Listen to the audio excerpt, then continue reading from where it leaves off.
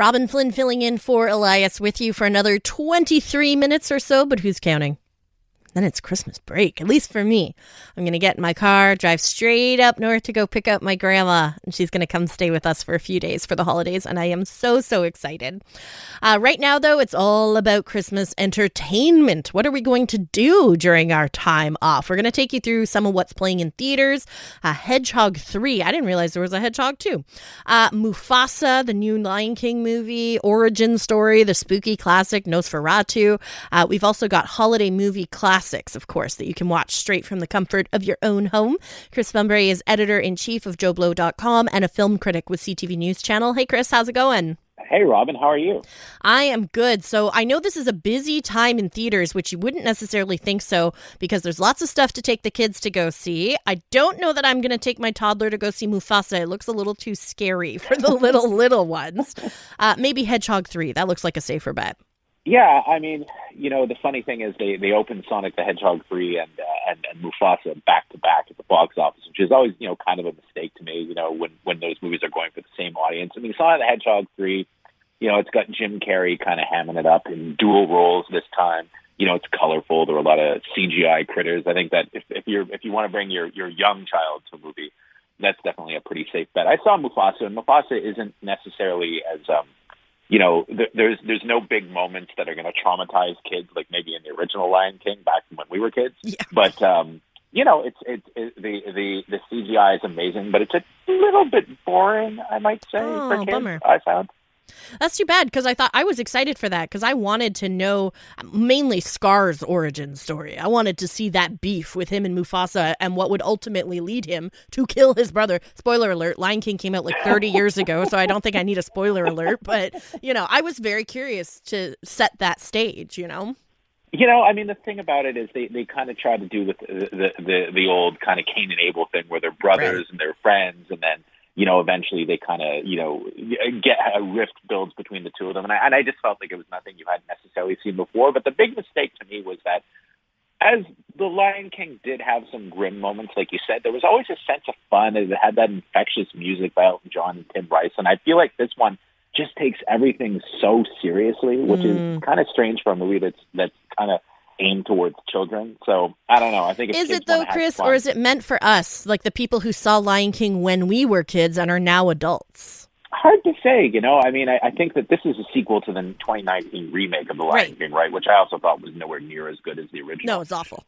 I do. I mean, it suffers from the same thing that did. It just feels like all the kind of magic of it is gone. You're just seeing basically a replay of things that have been done better elsewhere. I kind of feel in some ways Disney loses their way when they try to get a little bit too serious. But then again, you could watch something like Inside Out 2, which came out earlier this year, and it's just kind of fun for everyone. Or Moana 2, which seems to be pulling them in. I don't know. To me, Mufasa was just a little bit boring, a little bit dull, but the CGI is absolutely incredible. I'll give it that much. Oh, yeah, definitely. I know for me, a big year at the theaters is going to be 2027. I believe that's when Frozen 3 is coming out. My daughter is hopefully she still is a huge Elsa fan in like 2 years from now. And then also, rumor has it there's a Bluey movie coming out. And if you're a parent... Bluey movie coming out. I love Bluey, actually. Spoiler alert. On more than one occasion, I've put my daughter down for a nap or down for the night, and I continue watching Bluey because it is so good. Absolutely love it. There's also Nosferatu. Is this the original or a remake? No, it's a remake with Nicholas Hoult, Bill Skarsgård, and Lily Rose Depp, Johnny Depp's daughter. Oh, wow. Terrific in it. Now, this one is definitely not for your kids. No. Grown-ups only. I'm not somebody who gets easily scared by horror movies. In fact, I'm kind of notoriously desensitized. But even this one sent a bit of a chill up my spine. I mean, you've never seen a vampire depicted in the way that the vampire is depicted in this movie, because he's basically a decaying corpse of a Transylvanian nobleman, right? I mean, it's definitely made for adults, but I had a good time watching this. I think that if you're somebody who gets a little bit sick of the overly sweet Christmas content, you want to see something completely different, Nosferatu is the way to go.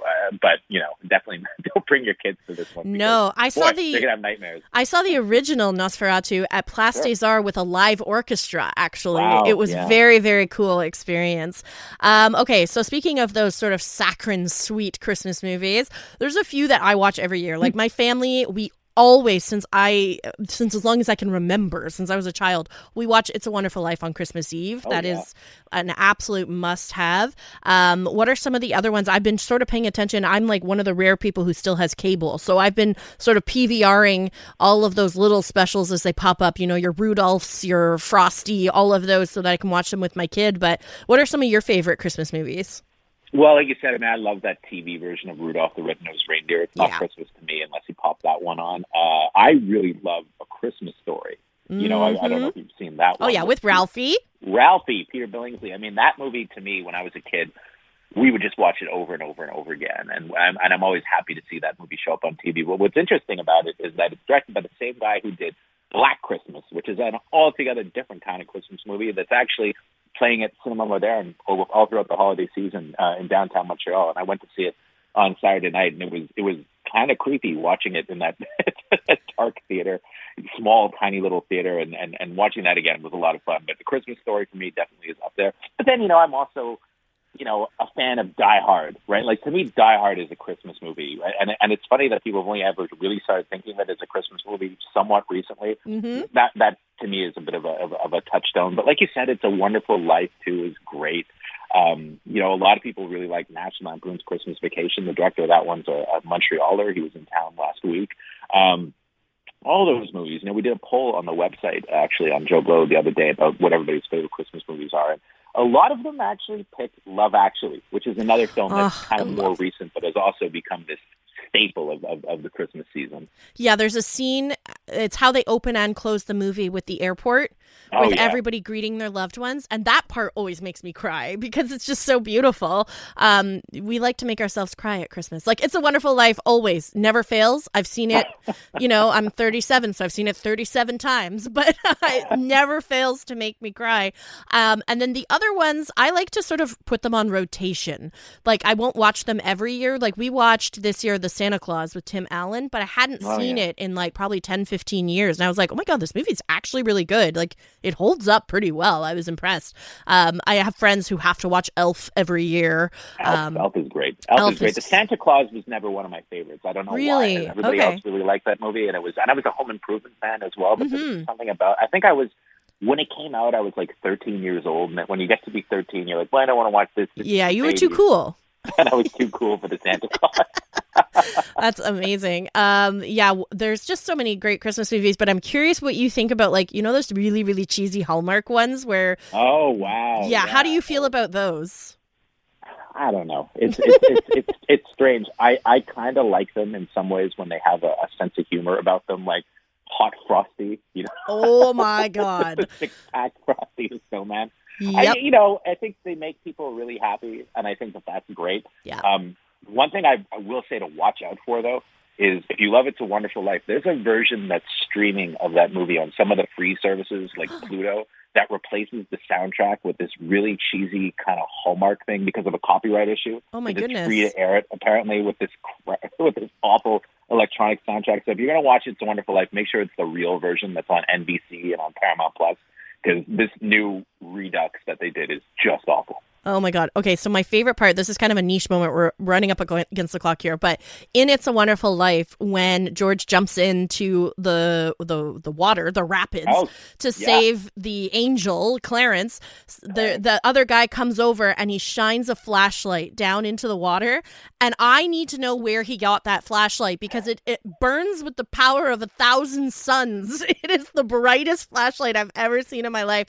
Never fails to make me laugh. We crack up every year at that part, but I think people were just way better equipped back then in the 1940s. So you always had to be. Disaster was around every corner. There were no iPhones, so you walked around with an amazing flashlight.